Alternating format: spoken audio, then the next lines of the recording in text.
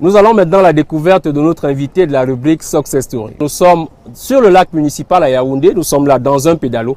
Nous avons choisi ce décor pour vous amener à la rencontre à Douala de notre invité de la rubrique Success Story, le docteur Guy Patrice Boum. Il est spécialiste en neurochirurgie et en neurotraumatologie. Et à Douala, il vient d'installer un équipement motorisé qui correspond à toutes les normes internationales. C'est un fait exceptionnel puisque en très peu de temps et à un endroit précis, il peut répondre à tous les besoins qui se présentent dans ces domaines notamment. Je vous invite à découvrir donc cette carrière exceptionnelle, mais également cette entreprise tout à fait innovante dans la rubrique Success Story de votre magazine.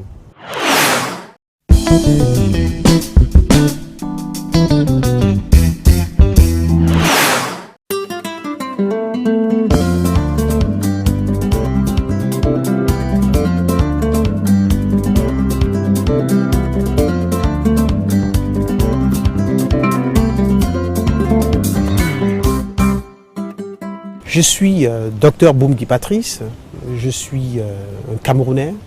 Je suis né dans la ville de Douala, à la Quintini, comme tous les enfants de mon époque. D'ailleurs, j'ai un père et une mère avec 2 enfants, n'est-ce pas? Et mon aîné est Boum Désiré Mathurin, et lui et moi, nous avons grandi dans la même maison. Ma maman est presque analphabète, mon père avait un niveau très moyen de CEPE. Mais malgré tout cela, ils nous ont encadrés au point d'en faire ce que je suis devenu. Mon père était un féru de la discipline. Et ma mère a toujours été très rigoureuse. Donc les deux choses, discipline et rigueur, passaient complètement ensemble. Ce qui a façonné ma personnalité. J'ai été un enfant quelque peu turbulent à l'école, mais jamais parmi les derniers, sinon tout au moins parmi les premiers, grâce à la rigueur, grâce à la discipline, je pense que j'y suis arrivé. Je suis aujourd'hui neurochirurgien, neurotraumatologue et médecin urgentiste, ayant fait sa formation en Allemagne. De retour au Cameroun depuis 4 ans.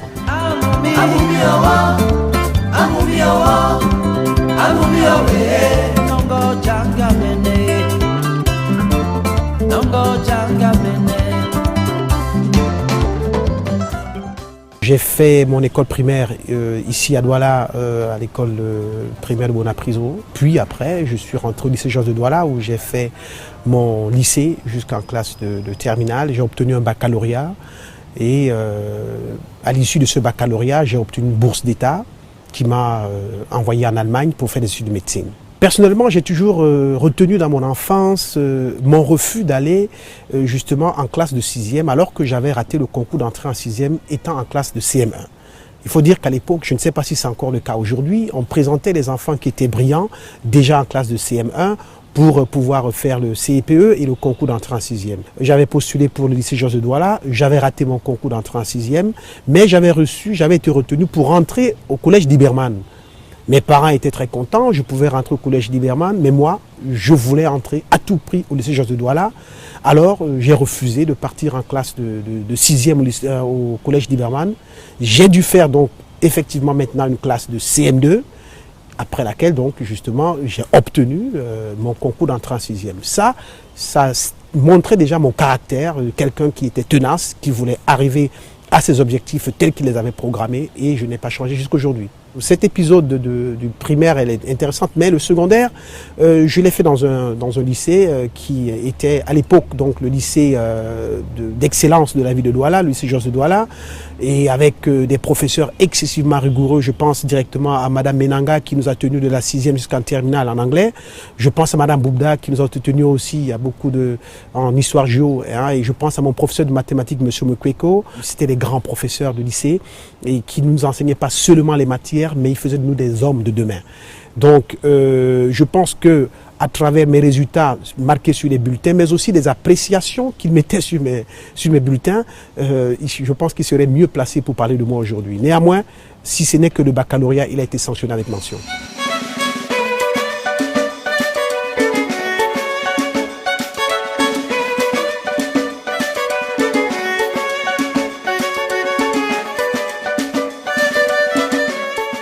Juste après, j'ai obtenu une bourse d'État pour les études de médecine pour l'Allemagne, où je suis donc arrivé en 1989. On commence en 1989 par une école de langue hein, n'est-ce pas? On apprend la langue dans une ville qu'on appelle Radebeul, c'était une banlieue de la ville de Dresde, c'est à l'est de l'Allemagne. Après cette année, je suis retenu pour entrer à la célèbre université Humboldt de Berlin, dans le département de médecine qu'on appelle Charité, et où je devais donc parcourir pratiquement, faire tout mon parcours universitaire médical. À l'époque, le système a changé entre-temps, mais nous avions 7 ans et demi de formation. C'est-à-dire on avait 6 ans de formation pour devenir médecin, et puis 1 an et demi de pratique pour devenir médecin autorisé à l'exercice médical. Après les 7 ans, nous sommes rentrés en spécialisation, pour ceux qui ont été retenus. Moi, j'ai été retenu. Je suis rentré directement à l'hôpital universitaire même de la Charité, dans un département de cardiologie, où je devais devenir un chirurgien cardiaque. Bon, mais le parcours de ma vie a voulu que justement cela change. Il faut dire que l'histoire voudrait que je sois venu au Cameroun une fois pour faire un stage à l'hôpital général de Douala, et je rencontrais à l'époque celui qui était le chef service de cardiologie, le docteur Wan, à qui je pense actuellement, et qui m'a vu très motivé à tout apprendre.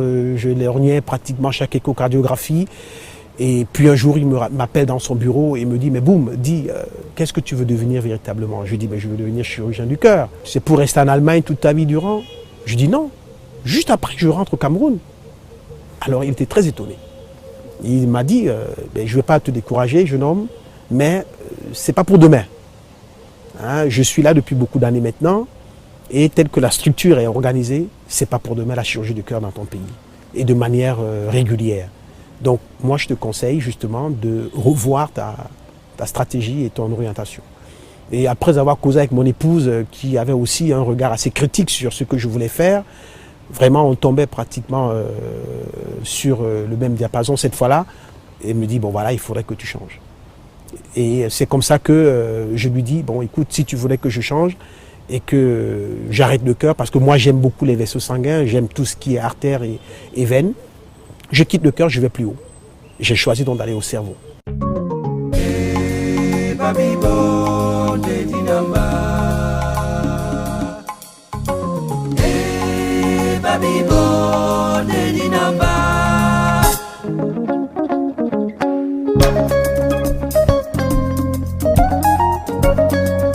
Je dois vous dire que ma formation en général aura duré 7 ans et demi en termes de médecine générale, et 7 ans en termes de neurochirurgie.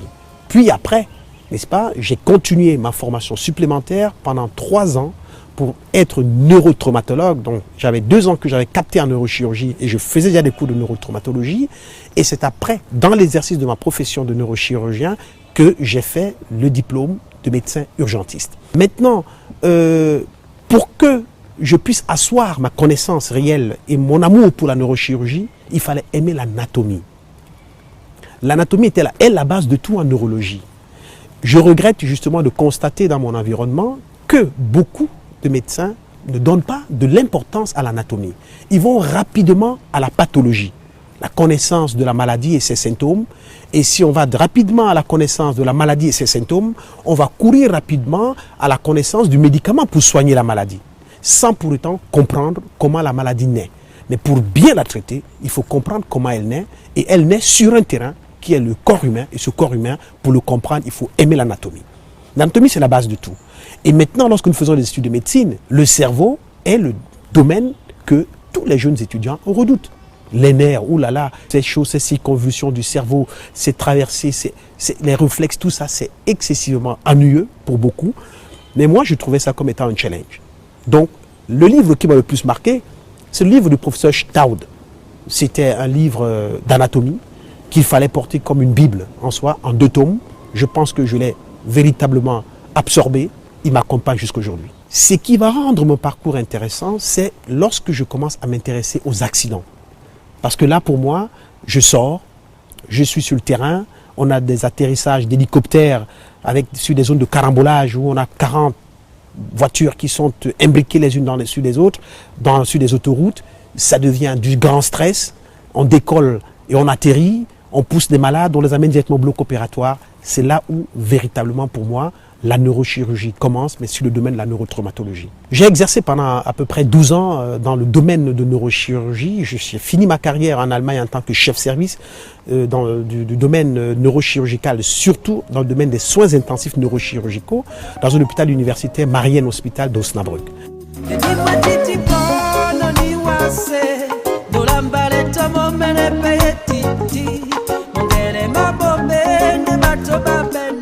Pour la belle petite anecdote, je suis de garde un jour et puis arrive un monsieur un peu alcoolisé et je suis à son chevet, je me présente, docteur Boom, et ben voilà, je m'occupe de vous, ne vous inquiétez pas, vous êtes déjà à l'hôpital et tout, comme on le fait d'habitude.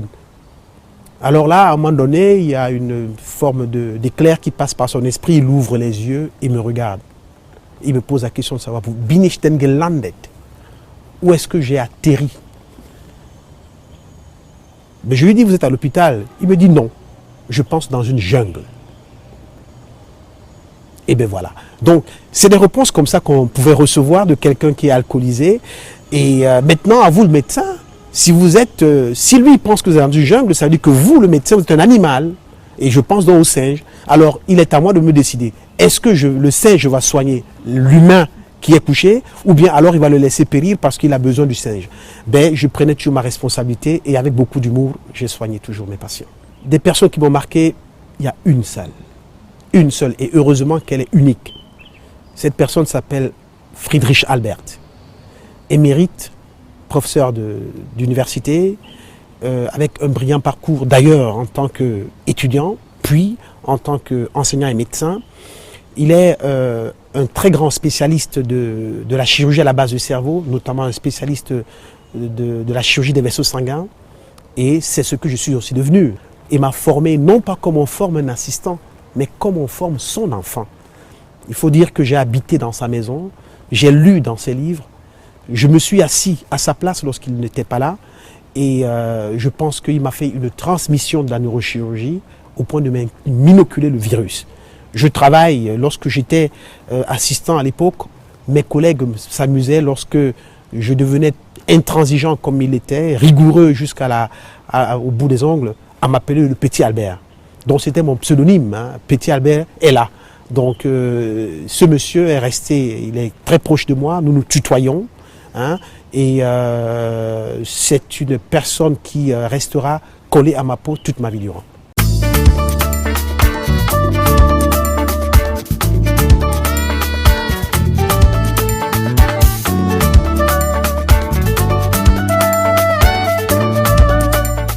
Je rentre en 2012, 1er juillet 2012, et le 21 juillet 2012, nous ouvrions notre clinique. Il ne faut pas oublier que je ne suis pas seul dans cette clinique, je suis avec mon épouse Mélanie. Donc je rentre au Cameroun sans aucune précipitation. J'ai préparé mon retour pendant 13 ans, n'est-ce pas? Et je reviens, je m'installe. Et je commence à travailler et chaque jour, j'espère apporter une petite pierre à la construction ou bien à la déconstruction des peurs en ce qui concerne la neurochirurgie dans la ville de Douala. Oui, bonjour. Vous êtes ici à la clinique Dr Boom, située à Akwa, à Douala, dans la salle modeste de notre accueil. Et ici, justement, nous avons comme personnel d'accueil, mademoiselle Joanne, qui est là, la responsable justement de tout ce qui concerne l'accueil des patients, l'enregistrement des dossiers. Ici, nous avons notre salle d'administration. Donc, vous avez madame Bikaï qui est là, Diane, qui est notre secrétaire comptable, responsable de tout ce qui concerne l'argent, hein, mais aussi de tout ce qui concerne la communication avec l'extérieur. Et au fond de la salle, nous avons notre comptable matière, monsieur Dieudonné. Ici, nous avons notre laboratoire, c'est notre salle labo, qui est dirigée avec main de maestro par notre technicienne de laboratoire et l'ingénieur. Et c'est mademoiselle Frances qui nous fait tout ce qui concerne ici la biochimie, tout ce qui concerne la biologie et tout ce qui concerne justement la parasitologie. Il y a certains examens qui sont faits sur place, d'autres qui sont envoyés à l'extérieur. Alors là, c'est notre salle de radiologie et de mammographie. qui est dirigée justement par mademoiselle Ngomangele Isabelle. Ici, nous faisons tout ce qui est radiologie conventionnelle, donc radio os poumons, toutes les fractures, les os longs, et puis des os courts. Et de temps en temps, nous avons des demandes aussi de mammographie qui sont aussi exécutées dans la même salle. Bienvenue dans notre bloc opératoire. C'est ici que nous travaillons pratiquement tous les jours. C'est ici que nous faisons nos interventions chirurgicales, les petites au quotidien, mais aussi des grosses assez souvent. Nous avons ici 2 arceaux de brillance dans notre bloc opératoire qui nous permettent justement de faire des interventions chirurgicales avec localisation précise du point de vue radiologique. Nous avons des appareils d'anesthésie et en backup aussi justement pour des cas de panne. Nous avons un aspirateur à l'intérieur du bloc opératoire. Nous avons des coiteurs qui nous permettent donc de faire l'électrocoagulation en temps réel. Nous opérons avec un moteur opératoire électrique avec capacité à près de 7000 tours minute, nous permettant de faire une craniectomie en moins de 15 minutes. Et nous faisons nos interventions chirurgicales, bien évidemment, sous contrôle de monitorage. Et le tout est organisé par des infirmiers qui ont déjà la routine pour la passation des instruments, donc des infirmiers chirurgiens qui nous assistent, mais aussi des infirmiers majeurs de salle qui connaissent exactement où se trouve quel instrument, où se trouve quel consommable, afin que nous ayons des interventions chirurgicales réussies.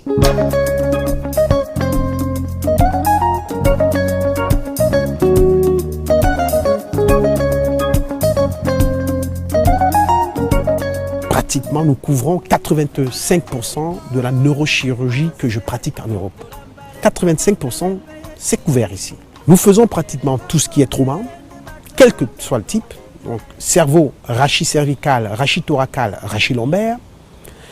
Entre-temps, nous nous sommes outillés à prendre en charge presque 100% de ces traumatisés.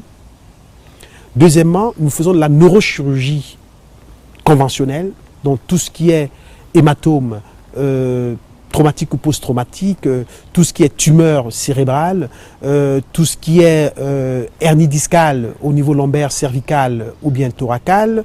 Nous faisons tout ce qui est tumeur de la moelle épinière. Nous faisons pratiquement tout ce qui est la chirurgie des nerfs périphériques. Nous avons ici décidé de ne pas prendre en charge à peu près 4 types d'interventions cérébrales, les neurinomes acoustiques, les anévrismes non rupturés, la tumeur de l'hypophyse, justement parce que moi je la fais par voie transphénoïdale avec un endoscope. Malheureusement, nous n'avons pas encore cet appareil sur place. Et pire encore, c'est que nous n'avons pas la synergie avec la présence d'un endocrinologue capable de suivre au pas le malade opéré, ce qui rend justement notre intervention chirurgicale assez difficile. Nous avons renvoyé cela à début 2018 et nous pensons en 2018 de commencer à faire les tumeurs de l'hypophyse au Cameroun et par voie transnasale.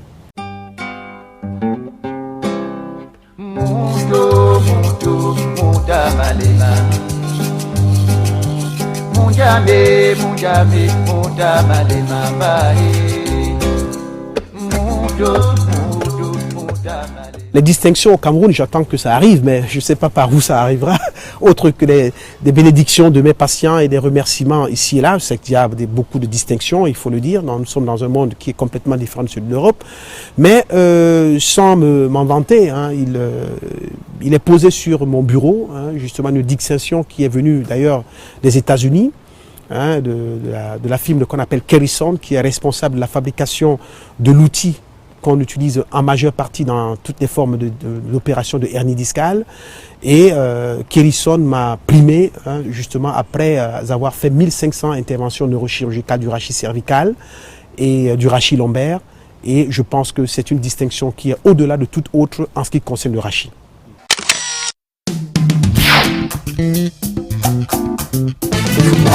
Merci de regarder la Success Story sur Carrière. Nous sommes de retour cette fois-ci avec notre invité du jour qui est le docteur Guy-Patrice Boum, neurochirurgien, neurotraumatologue et urgentiste. On a eu l'occasion de revisiter avec lui non seulement sa vie de famille, son parcours académique, mais surtout ses 22 années d'expérience dans le secteur médical. Docteur Boum, c'est quoi les principales leçons que vous avez tirées de votre parcours? La première leçon qu'on doit tirer par rapport à la science, c'est l'humilité. Il faut être assez humble devant toute forme de science, premièrement, mais il faut être tenace, parce qu'il y a énormément d'embûches et il n'est pas toujours dit qu'on arrivera à la fin. Mais lorsqu'on arrive à la fin, il faut aller bien plus loin. Je peux conseiller à tout jeune homme qui fait de la médecine de s'intéresser particulièrement à la neurologie. C'est un domaine assez vaste, encore complètement inexploré et même inhabité dans notre contexte camerounais. Je demande qu'il y ait le plus de neurologues et même de plus de neurochirurgiens répandus ou bien à répandre dans tout le Cameroun. Donc à la jeunesse qui s'intéresse à la médecine, aux jeunes étudiants en médecine des universités, intéressez-vous au cerveau, intéressez-vous à la moelle épinière et devenez neurologue, neurochirurgien. Vous avez forcément rencontré au cours de ce parcours des jeunes qui voulaient également exercer dans le même secteur que vous. Vous avez forcément eu à prodiguer quelques conseils. On peut savoir un tout petit peu, Docteur Boum, en tant qu'encadreur, ce que ça donne. Qu'est-ce que vous le dites très souvent? Ce que j'ai toujours dit à tous mes étudiants, c'est que la neurologie, la neurochirurgie demande de la patience, demande de l'application. Il faudrait avoir du temps.